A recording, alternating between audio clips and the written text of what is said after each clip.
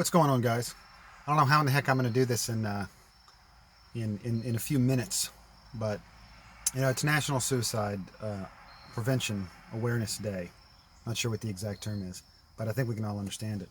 And suicide is something that when you grapple with it, when you've been around it, when you start to feel it, it's very hard to get it out, um, and it's hard to think about why that is, and it requires a lot of thought, and it requires a lot of analysis, self-analysis.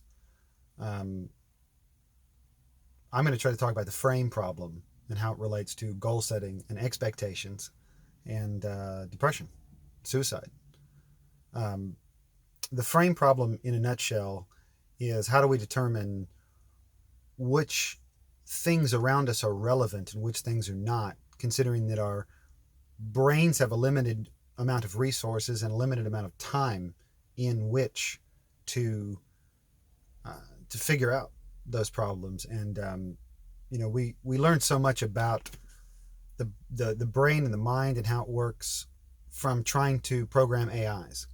And I'm such a science nerd, so I just anytime I can dump more stuff up here, uh, I'll do it. But uh, so you have a robot and you are trying to teach it how to go into the other room and retrieve a battery that's on a wagon. And on that wagon is a bomb, and the bomb has a timer that's counting down.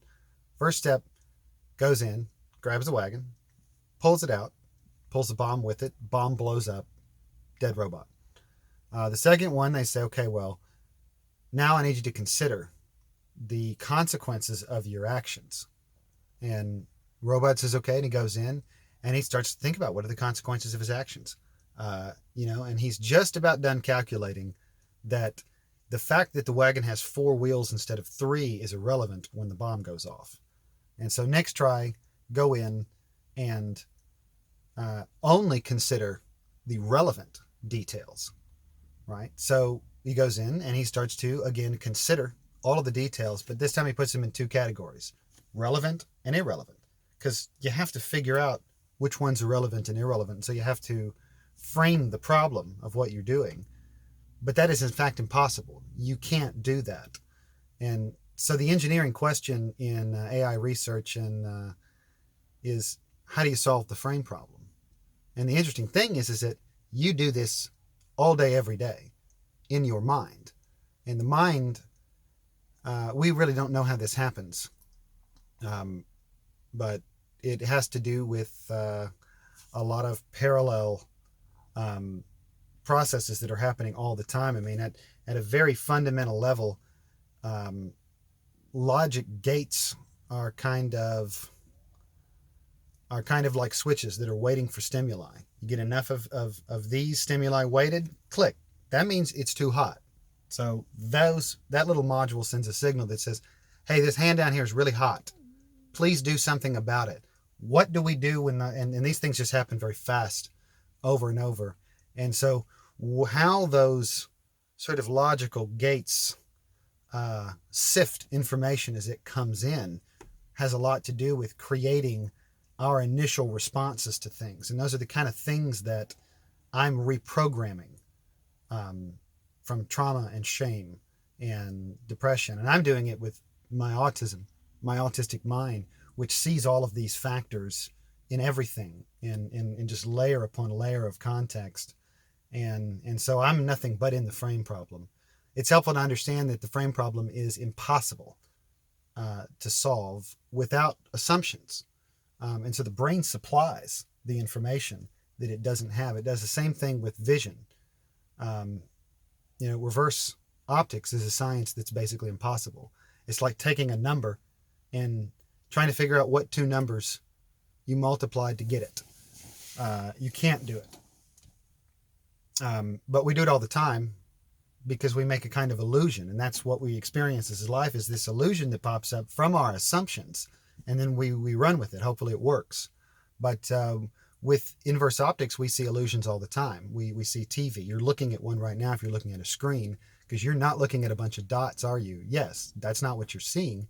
You're experiencing the illusion of me talking. And the same thing happens socially and when we interact with stuff. And our brain, being short on resources, is always looking for shortcuts. So how does this relate to goals and depression and suicide? Um, Once the brain realizes, I think, that death is an option, that it ends a lot of the pain. And when your goal is only to end pain, then your brain gets very focused on finding an end to pain. And to do this, it has to ascertain all of these things, and they're impossible. They're possible to figure out. Um, the frame problem means that any goals and expectations of ours that hit the frame problem are impossible. It's kind of like the serenity prayer. It's part of those things that we can't control, we cannot even see, we do not understand. Um, and that really messes with us, because we've got this brain that is headed towards solving these problems and solving them in a goal oriented. And so we see problems as obstacles. How that can relate is that we change our goals, we change our expectations. You have permission not to worry about stuff that you cannot fix. And so my goal now has been that I understand the frame problem, and I understand the futility of knocking my fucking head against it. Pardon my French.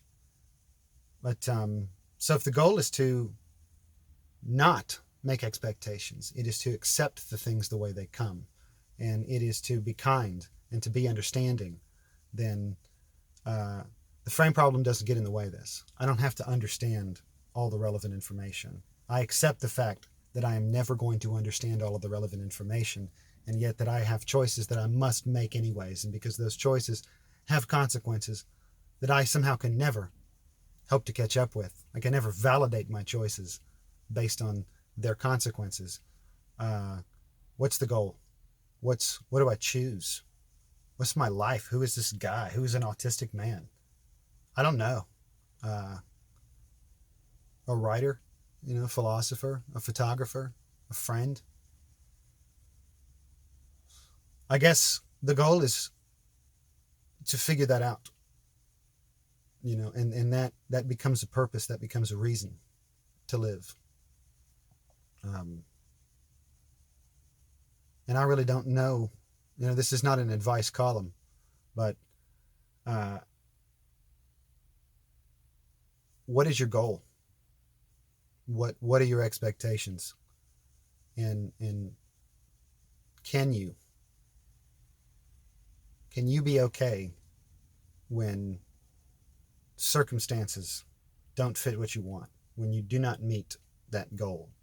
Because that seems to be where the story is happening, is what happens when it doesn't matter, when that stuff is going right or going wrong.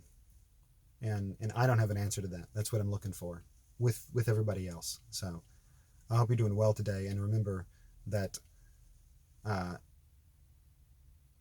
you are allowed to be you. Nobody knows what that means. So maybe we spend a little time figuring it out. See y'all later.